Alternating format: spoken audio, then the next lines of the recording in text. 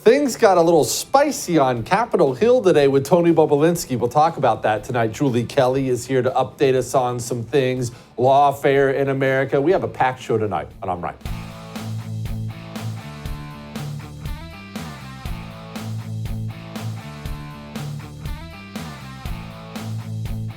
You ever laugh about how bad things are? I do. And I don't know whether that's how I was raised. Maybe it's a Marine Corps thing.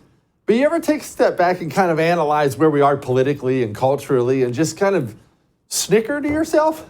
I was thinking about this today because Tony Bobulinski, Biden's former business partner, he testified on the Hill today. We're going to play all the video for you in a second, and it's great and whatnot. But as I was watching the Bobulinski testimony and we're finding out just how bad things are, I was considering this. So we have a president of the United States of America. That's a really important post, right? You could argue that's the most important job in the world.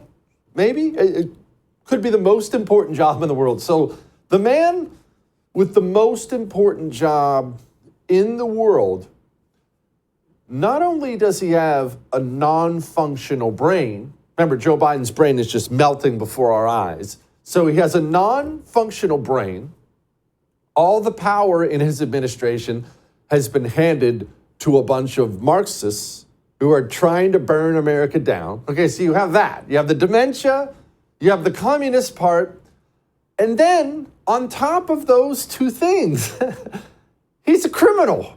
The president of the United States of America. All the evidence by this point in time points to the fact that Joe Biden has used the entirety of his political career to essentially commit crimes. It's a crime. It is a crime, no matter what anyone else tells you, to use your political office to financially benefit yourself, close family members, or whatnot. That is a criminal act. It is a crime. And Joe Biden, it's not like he did this once. It's not as if we came across a text message Joe sent to Ukraine. Hey, could you give Hunter a job for a couple months? He's kind of a dirtball. You know, that would be bad and that would be criminal. But a father helping out a son every now and then, okay, I think everyone would kind of get it. All righty. But it's not like a one-time thing. Joe Biden used his political office, apparently for the entirety of his career, to financially benefit himself and his family. So the president has dementia, is a communist, and is a criminal. That's where we currently sit here in the United States of America. Now let's get to the actual Tony Bobulinski testimony from today. It was awesome. It was spicy. And remember, part of the reason it's spicy, have you ever known a friend that's gone through a divorce, or maybe you yourself have gone through a divorce? They're generally really nasty, aren't they? Involves a lot of crying, yelling, anger, misery. Why, though? Why? Well, nobody can hurt you like the ones you love. Nobody can hurt you like the ones you love. Nobody. That's why divorce proceedings are so damaging, because you used to be together. Therefore, they know so much about you. They know who you are. They know what you are. They know your little things. Tony Bobulinski used to work hand in hand with the Biden family. He knows all the ins. He knows all the outs. Tony Bobulinski felt abandoned by the Biden family. And so Tony Bobulinski is spilling all the tea. And it was a spicy day. Practically right off the bat, it comes out just both barrels on Hunter Biden. Now recognize Mr. Bobulinski for his opening statement. Should I allow Hunter to give his opening statement first? Doesn't appear Mr. Biden showed up for his public hearing, so we'll recognize you, Mr. Bobulinski. Okay. He didn't. You know, normally when people sit in front of Congress, doesn't matter who they are, they try to do the, hey, I'm just going to do the by the book thing, and they kind of speak in all this lawyer talk and just kind of try to get through the thing and get out of it. No. It was obvious right off the bat that Tony Bobulinski was there, and he wanted to walk away with some scalps today. And I do want to point out before we go further that that's James Comer, head of the Oversight Committee. And I'm glad they had this testimony today. It is beneficial for the American people to find out just how much of a criminal their president is. I'm glad all that stuff happens, so on and so forth. But it also should be noted that one of the reasons Joe Biden will not be impeached in the House is because we don't have enough members, and we don't have enough members because James Comer is one of the Republicans who voted to bounce George Santos out of Congress. So do keep that little bit, at least in the back of your mind, as we go through all the rest of this today. Now, let's go to some of the meaty stuff. Hunter Biden. Hunter Biden committed perjury, according to Tony Bobulinski. Biden gave his transcribed interview on February 28th and lied throughout his testimony. Here's just one egregious example of Hunter's perjury. He lied to the committee on important details concerning his money demands and threats to CFC in text messages on July 30th and 31st, 2017. He leveraged his father's presence next to him in that infamous text to strong-arm CFC to paying Hunter immediately. Jim Biden also lied extensively throughout his transcribed interview on February 21st and perjured himself. An example of that, on page 100 of his transcript, Jim is asked specifically, do you recall having a meeting with Hunter Biden, Tony Bobulinski, and Joe Biden? Jim's response, absolutely not. After the committee showed him text messages confirming that I met with Joe Biden, Hunter Biden, and Jim Biden at the Beverly Hilton in May 2017, Jim Biden, with a former U.S. attorney lawyer sitting next to him, still denied that meeting took place. Hunter confirmed his uncle perjured himself in front of this committee. Bidens are liars. Bidens are criminals. The entire family was in on it and has been in on it for a long time. And let's talk about this family thing for a moment. Remember, we've talked about this so many times on the show that you know it by now. Joe Biden was essentially groomed from an early age to go into politics.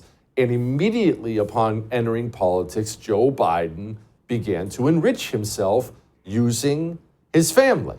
It's his brother's business. It's his son's business. It's this, it's that. That's how criminals always operate. That's how the American mafia operates. The mafia Don doesn't buy the local Italian pizza joint. His second cousin's brother buys the local Italian pizza joint. And that leads me to another thing, just a quick item, and then we're going to move on to more Tony Bobulinski testimony here.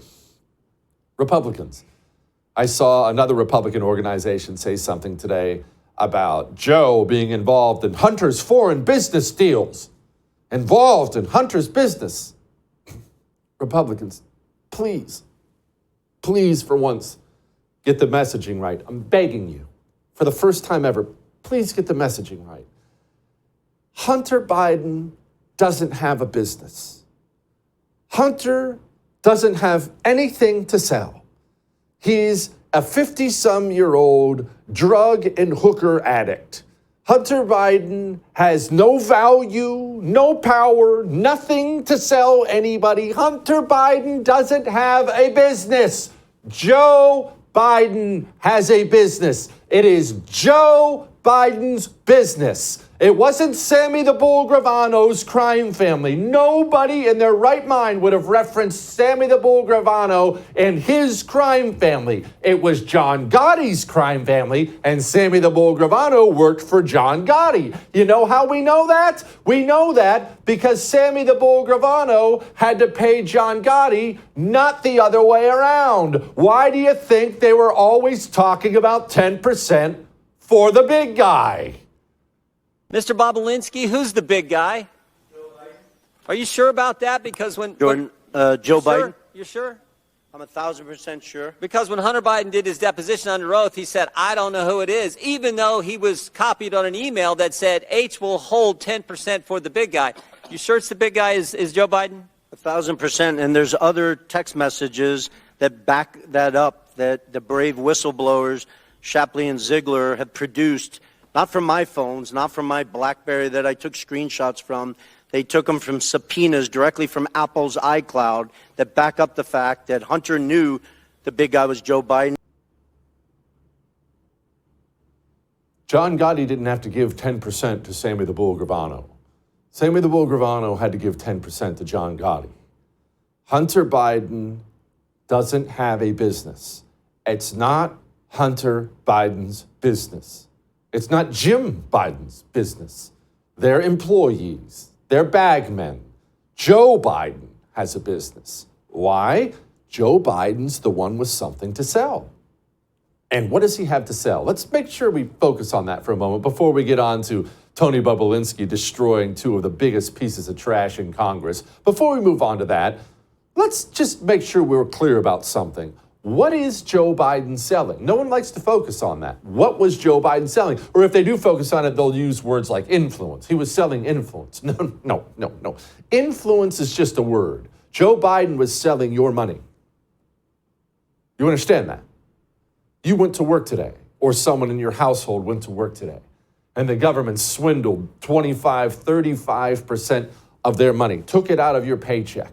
35% of your day was spent working for the federal government. And Joe Biden has spent his life as a senator, vice president, and I'm sure now president, figuring out how to take the money you earned today and hand it to other people so they will, in return, give him a cut back. He's not selling influence. He's selling taxpayer dollars. He's selling your dollars. That's what Joe Biden is selling. Hey, to hire Hunter Biden here as vice president, I'll find a way. I'll get with Congress and we'll find a way to slip a little of that American cash your way. I win, you win, everybody wins. Just give me my 10%. Joe Biden has spent his career taking from you and giving it to foreigners to enrich himself.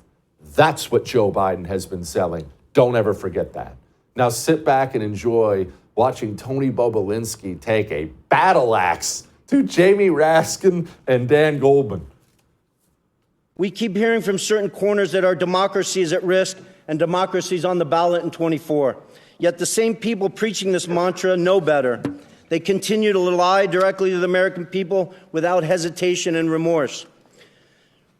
Rep. Dan Goldman and Jamie Raskin, both lawyers, and Mr. Goldman, a former prosecutor with the SDNY from New York, will continue to lie today in this hearing and then go straight to the media to tell more lies. Hunter Biden's defense attorney, Abby Lowell, weaponizes letters to Congress to try to smear my name. Mr. Chairman, save his time, but he called members of this committee liars, and I just want to know whether the order and decorum requirements of House Rule 11 apply to witnesses appearing before the committee. Does it apply or does it not? There's decorum from the members. We've asked for that. There's no language that I'm aware of pertaining to a witness. Thank you. So don't make sure we didn't waste any of his time on the opening statement. Mr. Bobulinski, I'm sorry for the disruption. Please continue your opening statement. Ouch. Like I said, this thing is personal today. And I applaud Tony Bobulinski for the courage that took. And let me just tell you, as you know, we live in an evil, corrupt country now. We do. Tony Bobulinski, might want to say a prayer for that man. He's going to get a visit from the IRS or the FBI or maybe both on the exact same day. All right, and that wasn't the only entertaining thing that happened today. There was another exchange with AOC and Tony. But before we play that, I just want to remind everybody, because this is one of those little bits of information that's out there, and it's a fact, it's true, but it kind of gets lost in the ether with all the other crap we talk about on this show. AOC is an actress by trade. She's an actress and a dancer. You know that's what she is, right? So why is she in Congress? The Justice Democrats, it's a hardcore communist group of Democrats. They wanted to bounce a more moderate Democrat, and so they had actual auditions for people to come in who they could prop up to run against the moderate Democrat. AOC, the actress, showed up for an audition. They liked her look. Obviously, she's very pretty. And they thought, yeah, we could mold this person into a communist piece of trash in Congress. She won the audition, won the congressional race. Now she's in Congress. Why is AOC always making herself look dumb? It's not necessarily that she's dumb. She may be very, very dumb. She just doesn't know anything about politics at all. She's an actress. That's why you saw this today. Is it your testimony today that you personally witnessed President Joe Biden commit a crime? I believe the fact that he was sitting with me while I was putting together a business Did you deal, witness the but- president commit a crime? Is it your testimony today? Yes. And what crime have you witnessed? How much time do I have to go through it? It is simple. You name the crime. Did you watch him steal something? Corruption statutes, RICO and conspiracy. What is it? FARA. What is the crime, sir? You Specifically. You asked me to answer the question. I answered the question. No. RICO, you're obviously not familiar with. Corruption Excuse me, statutes, sir. Excuse me, FARA. sir. Excuse me, sir. RICO is not a crime. It is a category. What is the It's a category crime? of crimes that you're then charged You under have charges. a long 100 You list have of statutes. charges. Sir, You please want me to name the exact statute Sir, under RICO? yes. Well, it's funny. In this committee room, everyone's not here. There's over 18 All right, sir. I reclaim my time. lawyers that I went to reclaim law my school. time. I I'll leave reclaim it my up to time. you guys Okay, to thank define you, the sir. I statute reclaim my under- time. Anyway, all that may have made you uncomfortable, but that's our government. And I'm right. Let's talk some lawfare stuff. Peter Navarro, good man. He's no longer a free man, though. Julie Kelly is going to join us next and update us on all the lawfare goings on in the country right now. Before Julie joins us, let's talk about Lone Star Transfer, baby. Let's talk about your timeshare. This is a great day. You know why it's a great day? Not just because Tony Bobulinski humiliated a bunch of Democrats in Congress, but because today is the day you will be set free from that timeshare you don't want anymore. I know it's easy to feel foolish. You got the timeshare. Hopefully you enjoyed the timeshare. You probably didn't read the fine print. No one does. I never do. And you won it out. You found out you're stuck. They tell you you're stuck for life, didn't they? Now, they told you, oh, sorry, you signed the contract, but you're not stuck for life. Lone Star Transfer, it's the family business that gets people out.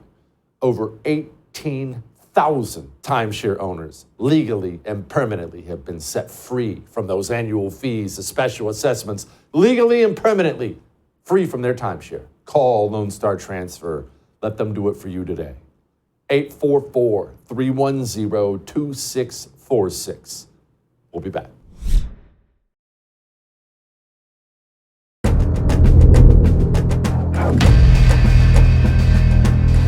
They can put me in prison. They can put you in prison. Make no mistake about that. And make no mistake about this. They are coming after Donald Trump with the same tactics, tools, and strategies they used to put me over there today. I'm pissed. That's what I'm feeling right now. But I'm also afraid of only one thing. I'm afraid for this country. Because what they're doing, should have a chilling effect on every American, regardless of their party. If they come for me, they can come for you. He's not wrong there. Good man being sent off to prison. Let's find out why. Let's get to the bottom of all this stuff with Julie Kelly, of course. Make sure you have subscribed to her Substack called Declassified so you know all the lawfare insanity going on in this country.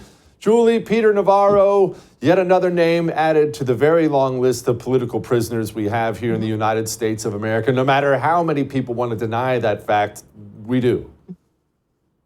That's right. And what Peter Navarro said and what you just indicated, Jesse, and we've talked about for years, is they are coming after you, all of us.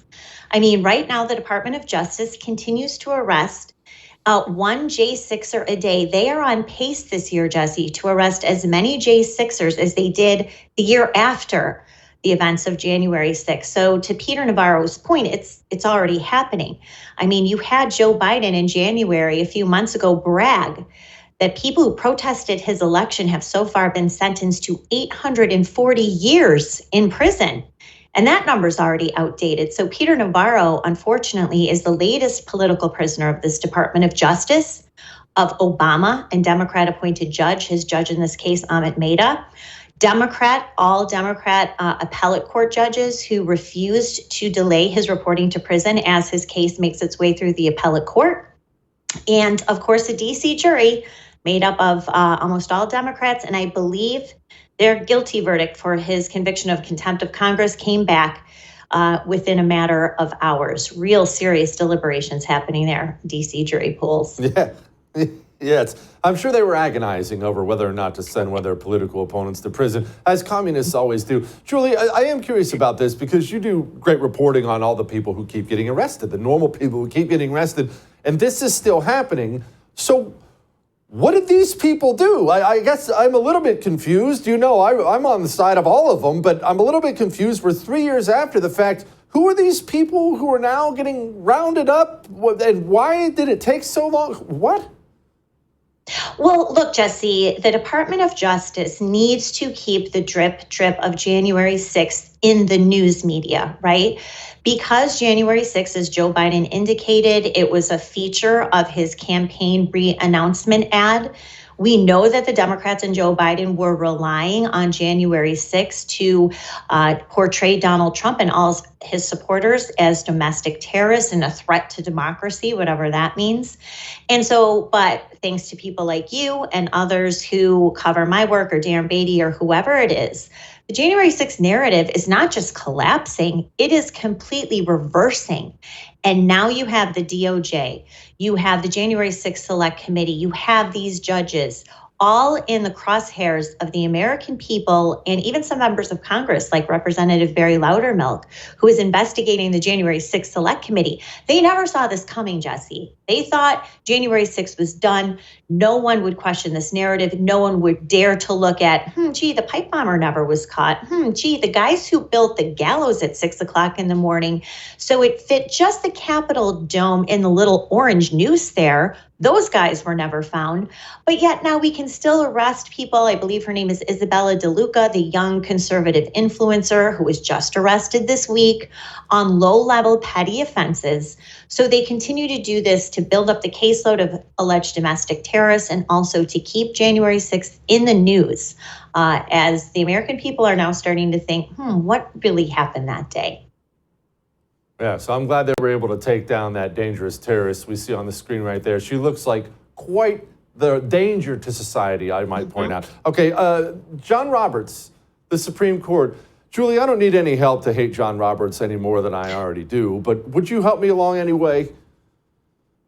So I wish I could make sense of his ultimate decision that basically upheld Judge Amit Mehta and the appellate court judges, all Democrats as well, that forced Peter Navarro to report to prison as his appeal is making its way through the courts. Now, what John Roberts basically, I believe, said, I was trying to figure it out, is that he basically believes that Peter Navarro's appeal will fail, that it's not really a question of law, and so therefore his reporting to prison should not be delayed. Now, this is different than what's happening with Steve Bannon, also convicted by a DC jury of 2 counts of contempt of Congress. In that case, Carl Nichols, the Trump-appointed judge, did, which a lot of judges do, delay reporting to prison until the appeal decision comes down.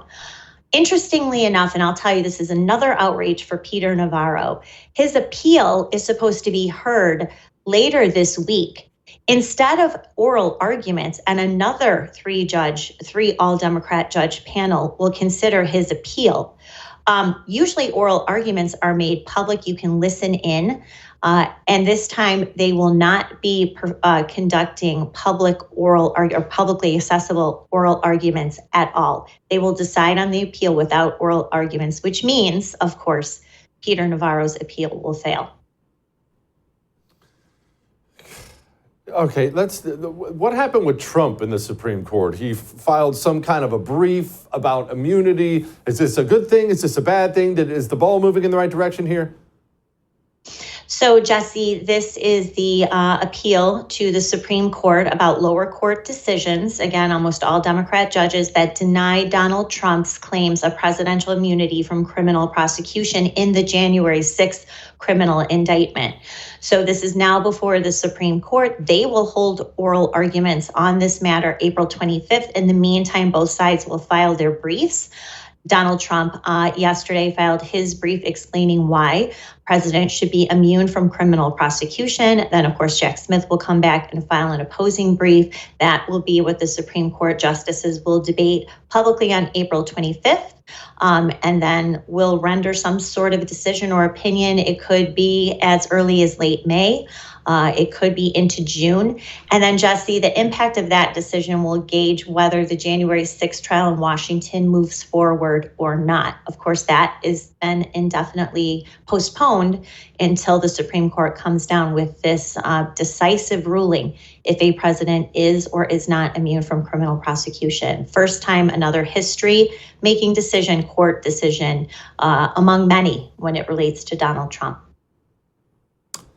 Julie, you've done a lot of good journalism over the years. Maybe my favorite thing you've done, though, is cover the Fed-napping hoax of Michigan. So many Americans, most Americans, are really not aware of the fact that the federal government concocted, pretty much on its own, a fake kidnapping plot of the governor of Michigan to roll out some election year thing showing right-wingers to be dangerous terrorists. Anyway, what's the update on all this insanity? You know, Jesse, I'm with you. I call the Whitmer Fed-napping hoax my soap opera. It's kind of my break from my coverage of January 6th because you could not make this up. That the FBI is so brazen, and in some instances so stupid, but in other instances, and this is what I'm going to be reporting on shortly, all of these new recordings, of course, these FBI informants, they had over a dozen informants involved. They had at least 3 undercover agents involved. They have supervising, handling agents from at least 4 or 5 other FBI field offices. They were all recording their targets. Well, almost all of that was, a jury did not hear almost all of those recordings in trial, but somehow independent reporters have obtained these recordings and they are disclosing, confirming this plot, but even more details about the extent to which these informants, undercover agents, and their handling agents went to concoct this entrapment operation, lure these targets into it. And I'll tell you what, Jesse, really risked the life of Gretchen Whitmer, no matter what you think of her, risked her life and her family's life to try to put these men in a position of claiming to want to kidnap and kill her. And I will have there more disclosures I just heard yesterday on these recordings, underscoring the danger that the FBI really put Gretchen Whitmer and others in by concocting this plan to make it look like Donald Trump supporters tried to kidnap and kill governors like Gretchen Whitmer and Virginia Governor Ralph Northam, also part of that plot. It just dangled her out there like a piece of greasy communist bait. It's crazy. Julie, thank you, ma'am. I appreciate it. All right. Debt, immigration.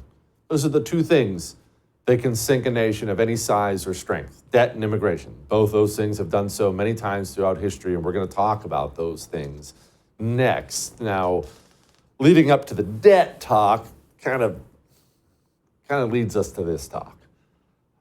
We're not going to solve the national debt. People are getting more and more accepting of this now. We have sitting members of Congress saying this publicly now. The national debt crisis will not be solved. We are not going to change course until crisis gets here. Until the plane flies into the side of the mountain, nothing's going to stop it. The debt crisis is inevitable. So take steps to prepare. Doesn't do any good to sit around and suck your thumb. Call Oxford Gold Group and prepare. You don't have to go crazy. Look, you don't have the money to go crazy. Who does? Get some gold or silver coins in your physical possession.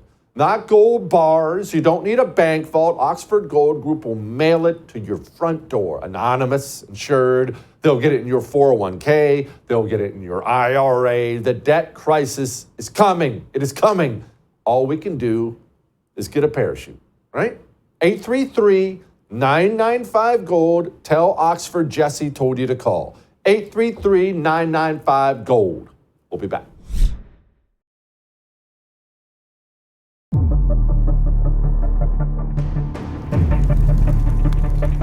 All right, we're going to make this fast because it's a little dark, but it's one of those things we have to continue discussing on the show because we have to start getting our minds right in order to pressure our representatives to get their minds right. Debt and immigration. Those are the 2 things that can bring and will bring nations down no matter what size. No matter what size. You know, there's no army on the planet that could attack the United States of America and take us down right now. It's not possible. We have too many guns, too many boats, too many everything. It's just not possible. Logistically, it's not possible. But American debt and illegal immigration can. And I've described it this way before. It's the best way I can think of to describe it. I want you to picture the biggest, most powerful ship you've ever seen in your life. This is the biggest, most powerful thing you've ever seen in your life. It's awesome. It can take a lot of punishment. But what it can't do is take on unending amounts of water. Eventually, with enough water, even the biggest, most powerful ship goes down.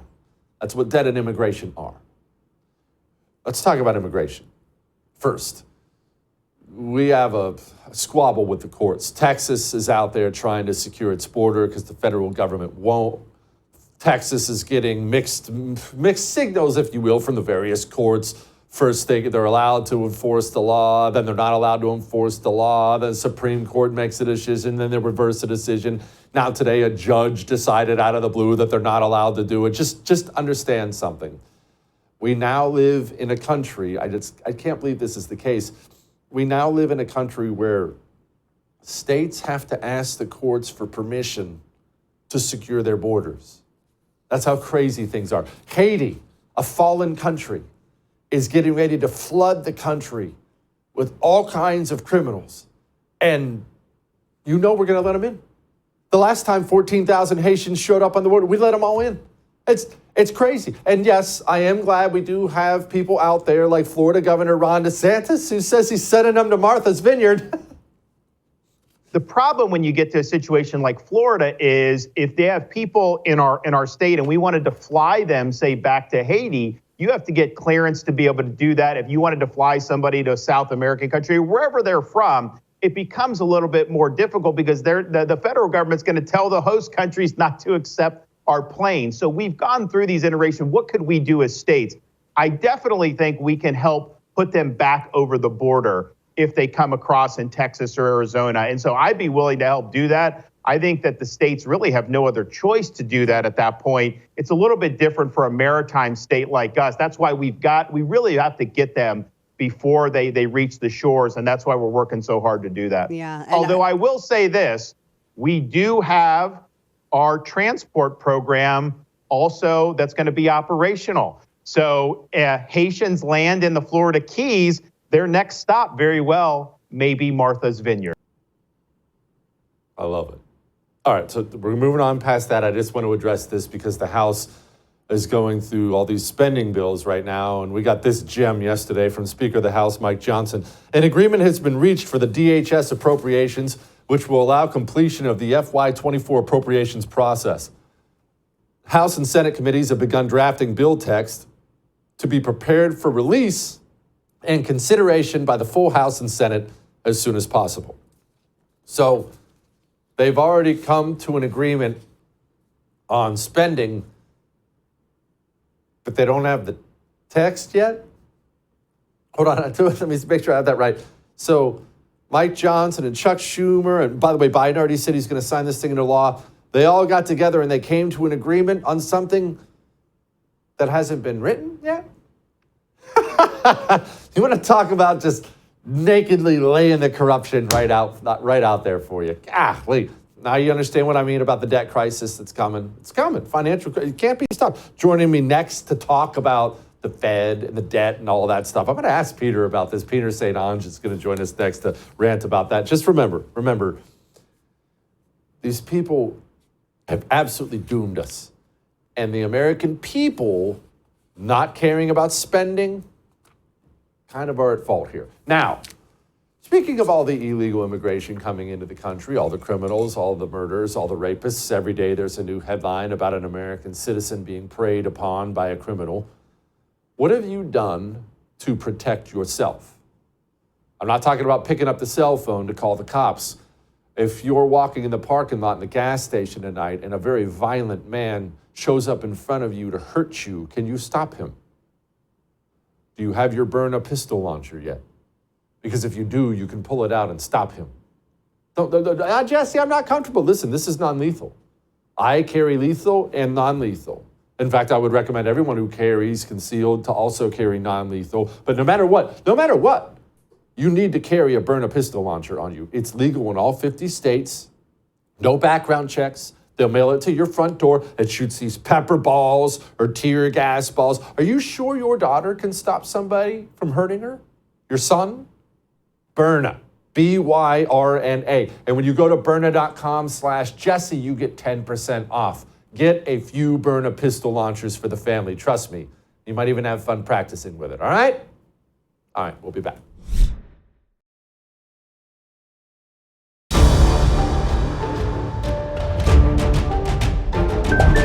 Okay, so the Fed is confusing for normal people. That's why we need smart people to come on the show to explain things for us. Jerome Powell spoke today. I don't understand. Why aren't we cutting rates? Anyway, joining me now, Peter St Onge of the amazing Heritage Foundation. He's an economist. Okay, Peter, why aren't they cutting rates? Rates are really high and it hurts and people can't get home loans and it's hurting the economy. What's going on? It is. All of those things are true. Interest rates are at a level right now where they're squeezing regular people. So you've got mortgages up around 7%.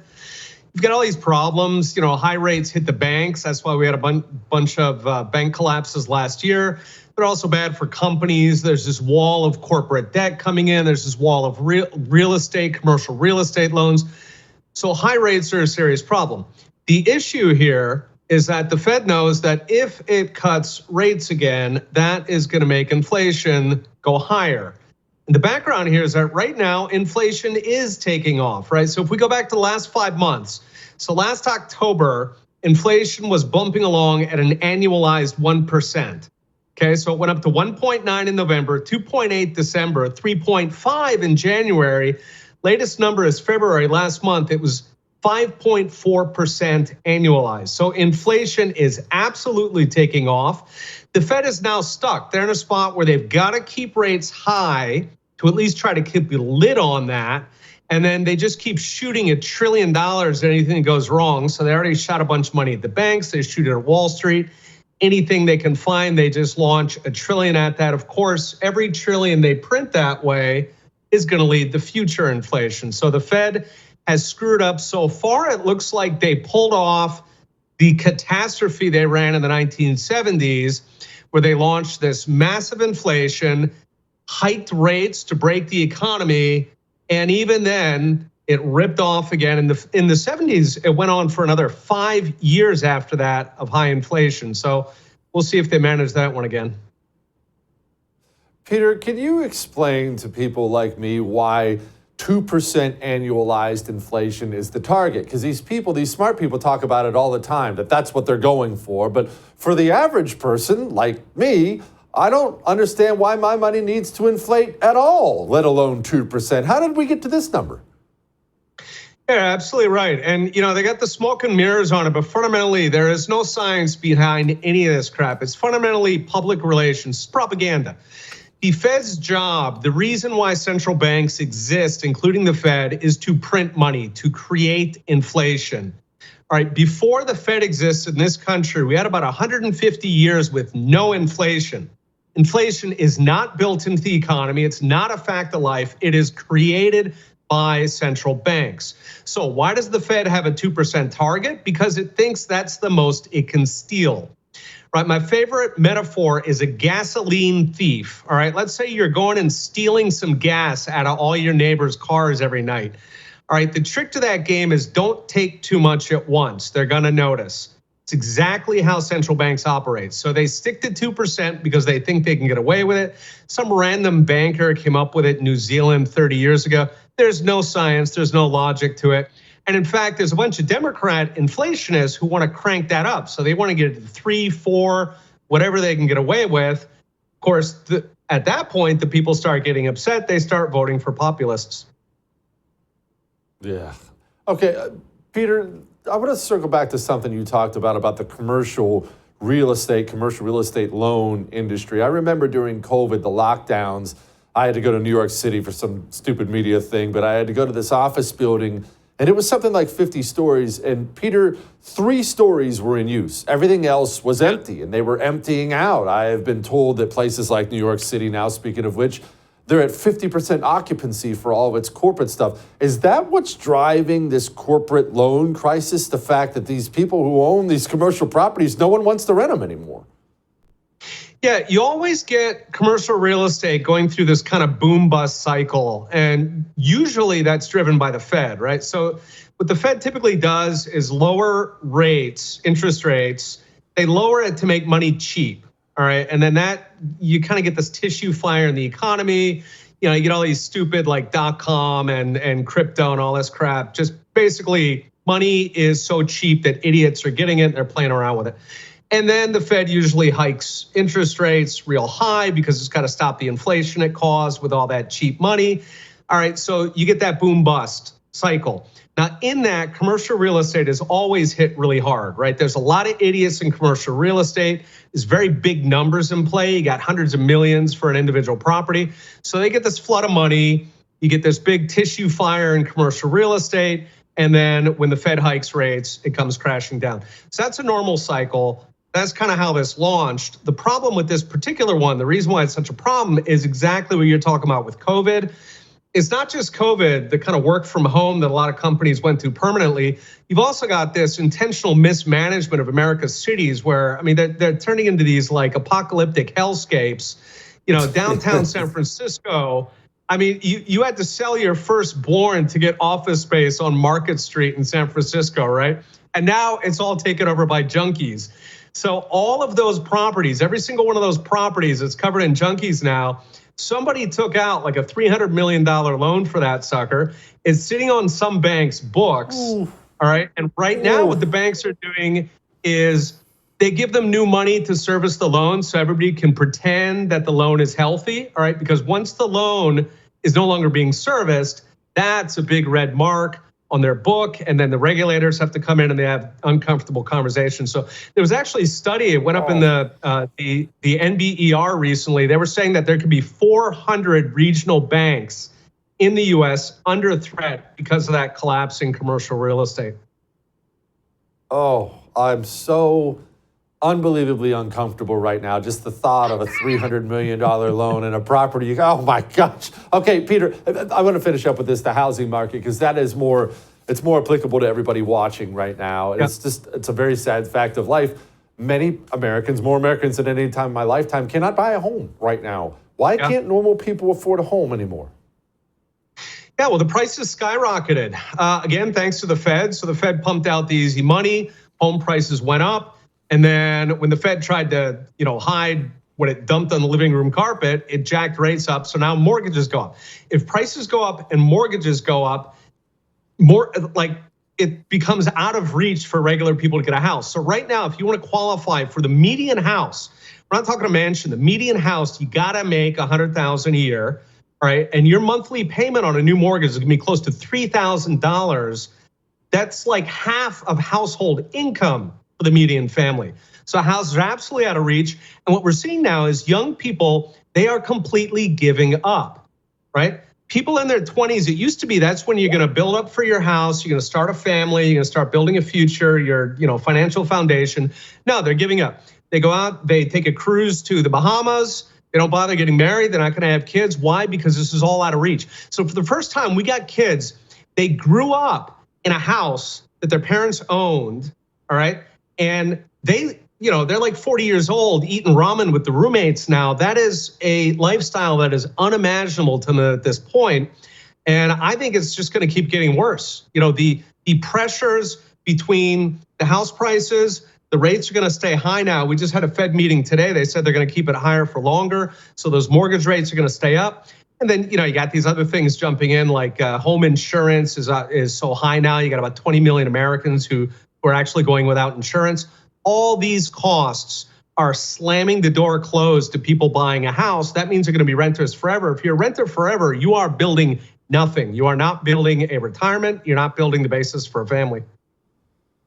Oh, I could just see my father stressing at the thought of renting for life. He would just scream at me. Peter, you are the best. Thank you, sir. I appreciate it. That was a lot, but man, Peter's the best. All right, we have Light in the Mood next.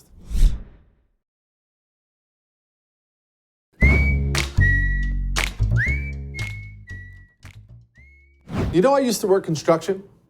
I grew up in a construction family. My dad did construction. His dad before him did construction. I remember when I was a kid, my dad, when he was feeling nice, he'd let me get up on the backhoes and the excavators, and I'd get to work the machines. It was the greatest thing in the world. And construction's good work. It's honest work. Pays well, too. And the only thing is, I never had anybody cheering me on.